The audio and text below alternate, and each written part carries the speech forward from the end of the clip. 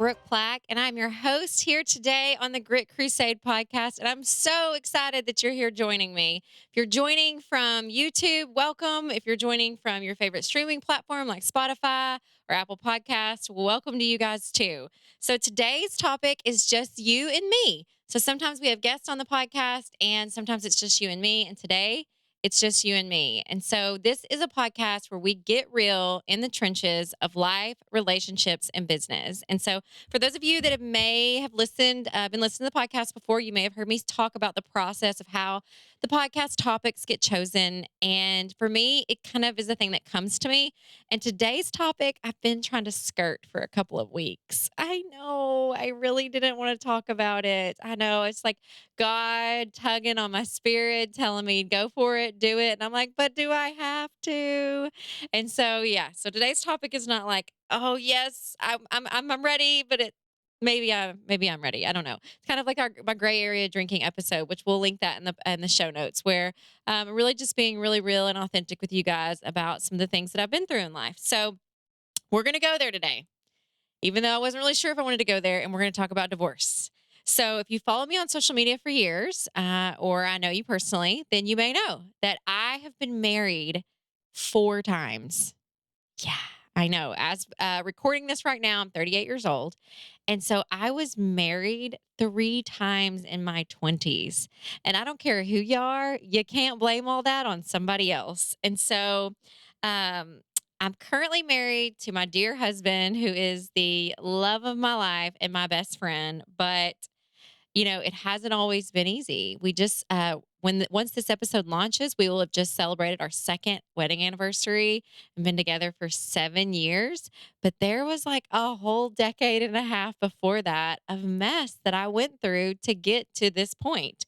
And so, even though we have a beautiful 5.5-year-old son, you can add, we didn't get married till after we had our son. So, if you are someone who has, been divorced, are going through divorce, are uh, walking the journey with someone through divorce. You have an employee that's getting divorced, or maybe even someone considering to get married, or maybe doubting if you should get married. This episode is for you. Today, we're going to talk about some of the things that I learned through my failure of 3 marriages in my 20s. So here we are diving into my relationships of past, or the relationships of my past. The relationships of past. That sounds like Halloween. And Halloween's my favorite holiday. And so it'll be coming up soon after this episode launches in October. So yeah, my life of relationship past. Yeah, that's where we're going. So all right. So before we dive into that though, and talking a little bit more about divorce, we're going to do a fun segment on the podcast that we call Trivia in the Trenches. So I'm throwing it in at the beginning of this episode. Sometimes we do it later in the episodes, but it's where I ask you a question or my guest a question and see if they know the answer. And we talk about some random topic. And so today's trivia has a little bit to do with Halloween. All right, you ready? Here we go. What was candy corn originally called? Dun, dun, dun, dun, dun, dun. Chicken feed. From the Go Ellets Confectionery Company. The little slogan, or like the ad design, it was a box with a colorful rooster logo that said, are you ready for it? Something worth crowing for. Could you imagine serving chicken feed to the trick-or-treaters? And did you know that there's also a candy corn day on October 30th? So it's not Halloween, but it's the day before. And it was originally made by hand starting in the 1880s and poured into like little kernel trays. And that candy corn has its own Jelly Belly flavor. And there's holiday versions like Valentine's. There's a Freedom candy corn. There's a reindeer corn that's like green and red for Christmas. And there is this great debate on the internet. If you don't believe it's true, go Google it or look on TikTok of how you should eat candy corn. Because some people believe you should just like pop it in your mouth. But other people think you should like start with the white end and nibble it like a little piece of corn along the way. Like, I don't know. I don't think I'm gonna eat the whole piece kind of candy corn girl. Candy corn girl. I think I'm like a start with the white end.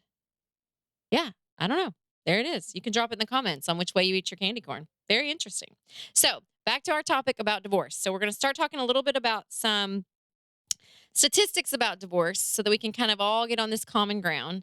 And then I'm going to share with you a little bit about my three marriages, my three failures, and a few things that I've learned just being very vulnerable about how I feel about it. So, according to a study done by Forbes.com from 45 US states, are you ready for these? Almost 2 million marriages in 2021 yielded approximately 700,000 divorces. So even though there's like that common statistic people throw around, like half of marriages end in divorce anyway, that's not actually true anymore. It's actually more like 35%. And there's a lot of debate about why that is. Some people say it's because people are waiting to get married longer, fewer people are getting married because only 6 out of every 1,000 people in the US are actually getting married these days. So that's interesting too. The average length of marriage before someone gets divorced is 8 years. Hashtag never made it there. Contested divorces take over a year to finalize and on average cost $7,000. 64% of men and only 52% of women remarry after they divorce. And both marriage and divorce rates, like I said, are dropping according to the CDC. And the marriage rate with the highest divorce is your third marriage, which I'm good because I already passed that one. So, yeah, check. Oh, they don't talk about fourth divorces in this marriage. So, I mean, in this study. So, I'm good.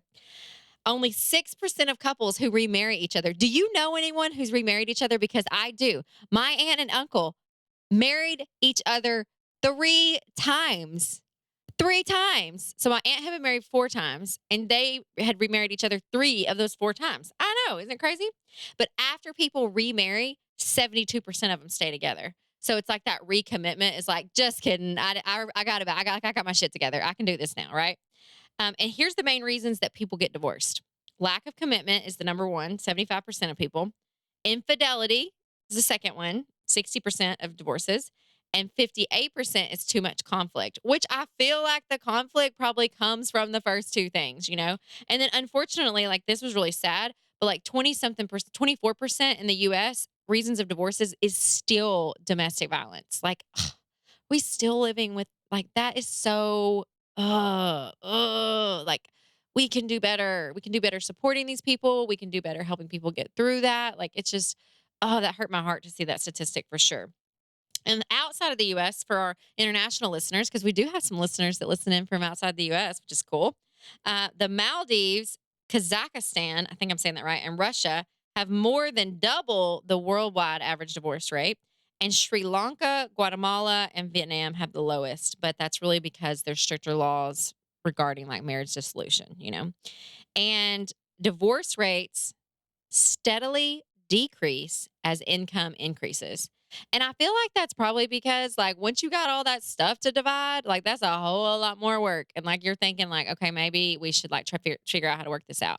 And the most expensive divorce on record was Bill and Melinda Gates for $76 billion. Their divorce was contested over. And second to that is Jeff Bezos, Amazon, right? And Mackenzie Scott for 38.3 billion. So, I mean, that's a lot. Like I'm worrying about my 3 sets of bar stools I lost every time I got divorced. And then I'm looking over here like 76 billion. Woo, they divide more than bar stools. Like who gets half the yacht?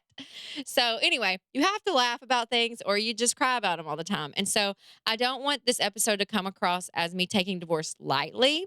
But I also want you guys to know like, this is what it really is like. This is what it was really like for me. And this is what some people that you love, if it's not you, may be going through because every single one of us are touched by divorce. So I'm generationally like a divorced person. So as I was doing my notes for this episode, I was thinking like my mom and dad divorced after 22 years. Okay. My grandmother was a divorcee 3 times. My great grandmother was a divorcee. My great great grandmother is was not a divorcee, but she had 6 husbands and outlived all of them.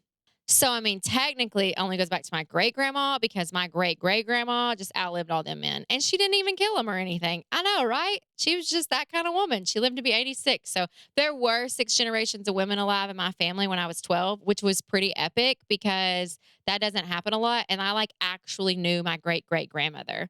which was pretty cool. So generationally, yeah, I feel like I came from divorce, but I didn't really see it like that because my parents didn't get divorced until I was in my 20s. So I grew up with both of my parents in my home. And so the only way I really know how to start the story is kind of from the beginning, to tell you about my first marriage and my second marriage and my third marriage and how they kind of tied together. But so I'm going to talk to you about. I feel like it's important to say this. I'm going to talk to you about a little bit about each of the marriages, and then I'm going to talk to you generally about some common things that happened, because I don't want to attribute any specific story to a certain marriage, because I feel like in every divorce there are two stories and you're only getting one on this podcast today. So I'm not trying to point fingers at people, because there is no one that got into marriage alone and there is no one that gets out of marriage alone. So I do realize that this is my story and I want to be very like upfront about that. And not say, well, this is what he did, or, he did wrong, or, whatever. So I'm going to speak generally about them and then talk more specifically about, things I went through that aren't attributed to a person. So hopefully that kind of makes sense. So my first marriage was my college boyfriend.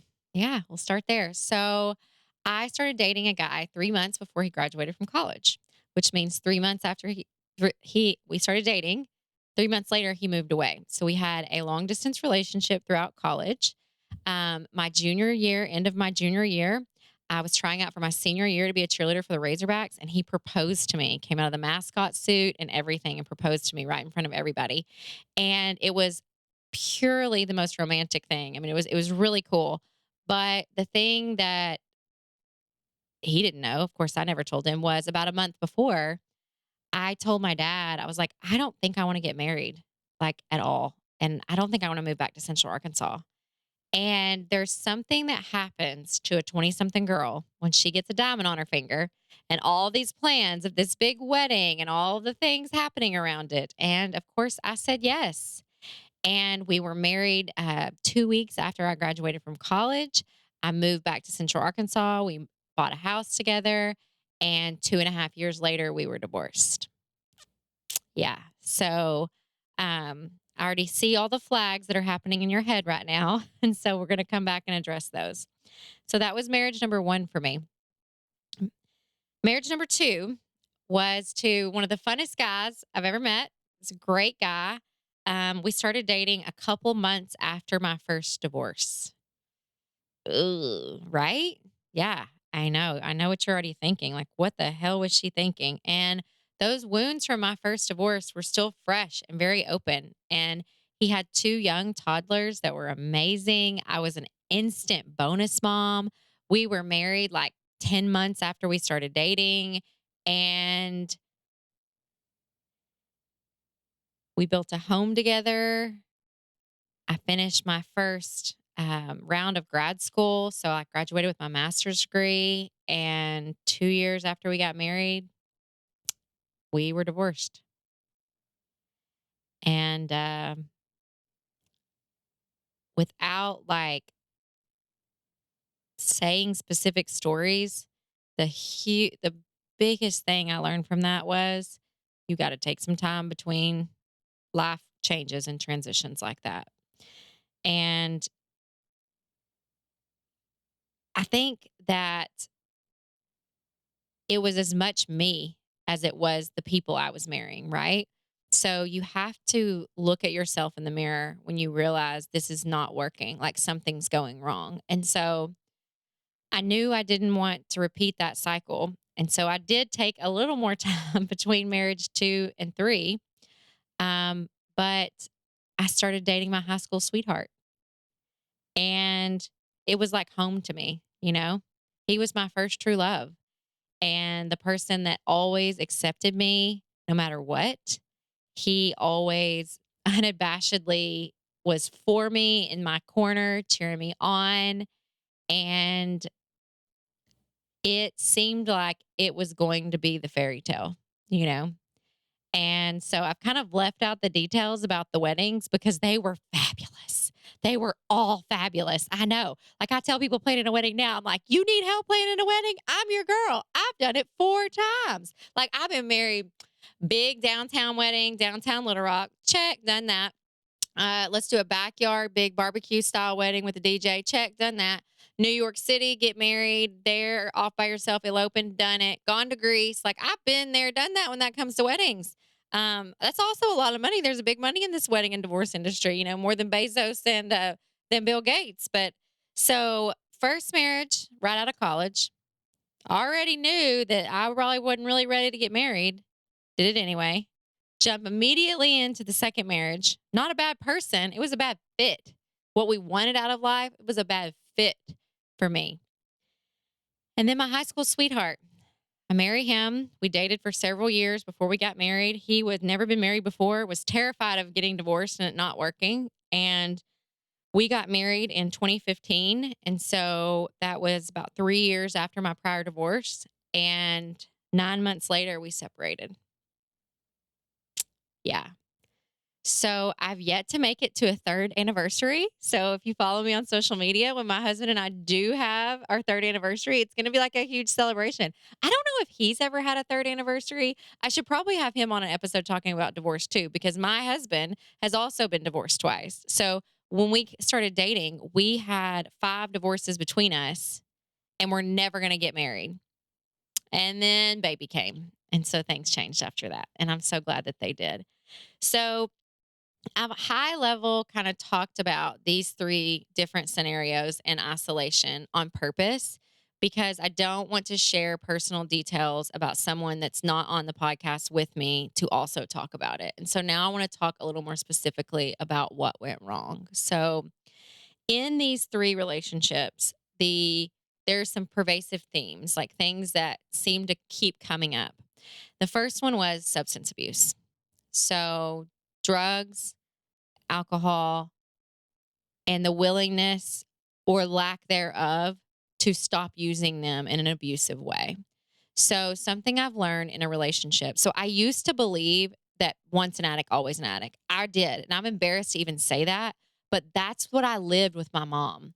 I never saw any rehab work. I never saw any program work. I never knew anybody. And then I met my brother in law and he was in recovery and a whole different human.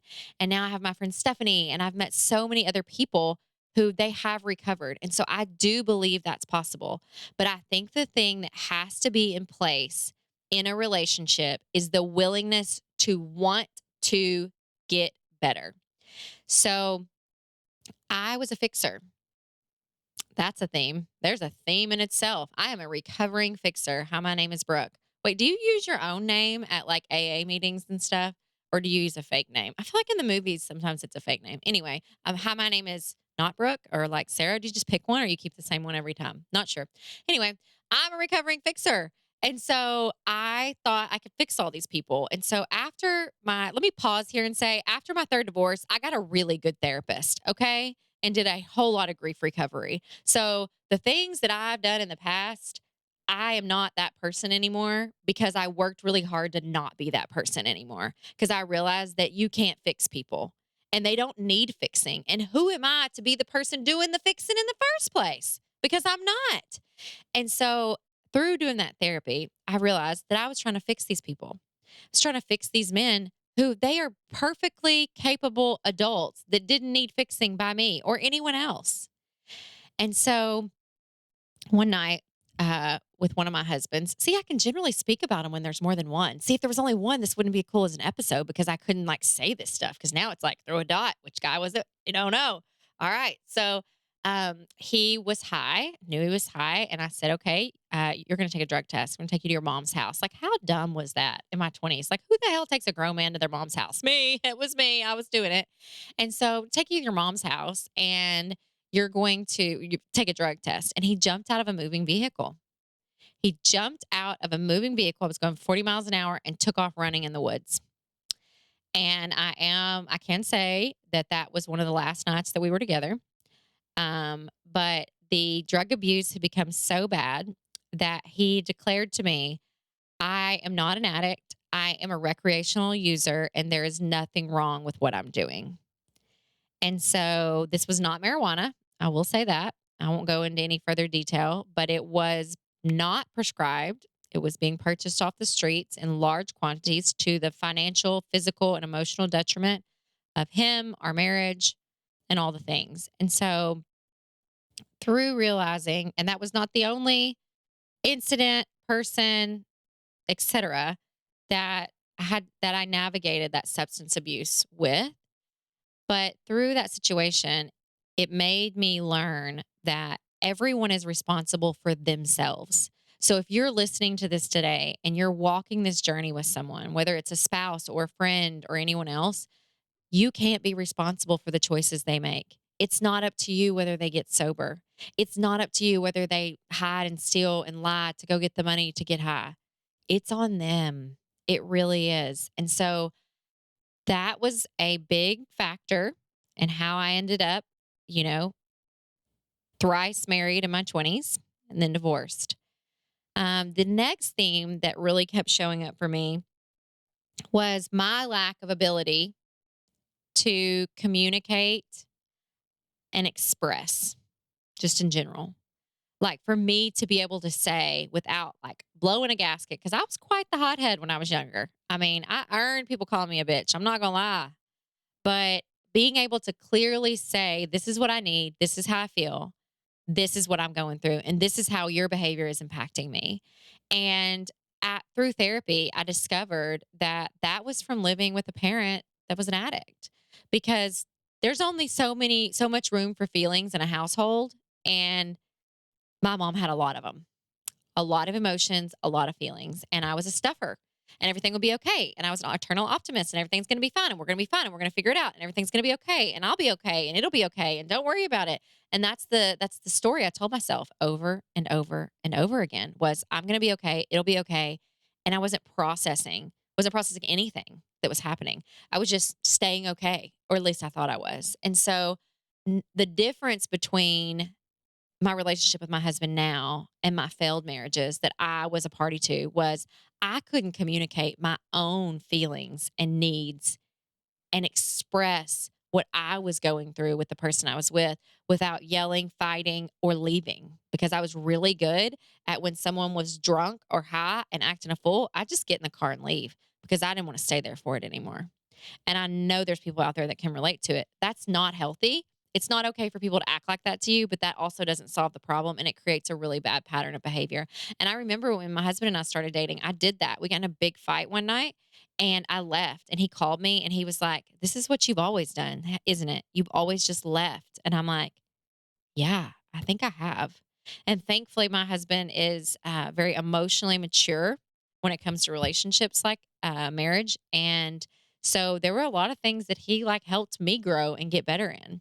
And so I have him to thank for that. So, um, and I've mentioned it already, but the last thing that really kept showing up was me trying to make people into who they should be, and I can't put that on other people because it's up to every person to choose their own destiny and choose their own, story. But there is nothing about divorce that leaves you feeling good. There is no, aha, we did it, other than when it's over. The legal proceedings. I didn't have children, so I have not been through divorce with children as an individual. I've walked that journey with friends and family, but it's never been me. But it's tired. It's exhausting. It is draining physically, emotionally, mentally, financially. It is so hard, but there is hope after divorce. No, God did not design it this way, but He's not going to leave you in the valley. And so, even though like it's hard and shit gets real and all the stuff has to come out that's happened in the marriage that you were a party to, because if you were there, you were part of it. And you can't put all that off on somebody else. But there is hope. And there I'm living proof of that. That you can find happiness after divorce, even though you're not perfect. And even though you've made mistakes. Maybe you were the one that cheated. Maybe you're the one that lied. Maybe you were the user. But that doesn't mean that you have to stay that person. Like you can choose today or any day to change your story, to set yourselves in a new direction and come to a new path of how you want to do life from here on out. So whether you've experienced divorce before, thinking about getting married, or maybe you're walking alongside somebody who's been through a divorce or is in the middle of a divorce, It's messy. No two journeys are the same, but I know that through walking through them right through the middle, like I've had to in my life with my parents and myself, is there's hope after divorce. There is life that can be lived, but it's up to each of us to choose our own paths. Until next time. You've been listening to the Grit Crusade podcast with Brooke Plack. Our theme song is Thunder City by Lunar Ray, licensed through Soundstripe. This podcast was produced by Luminate Media Group. Thank you for listening, and we will see you on the next episode.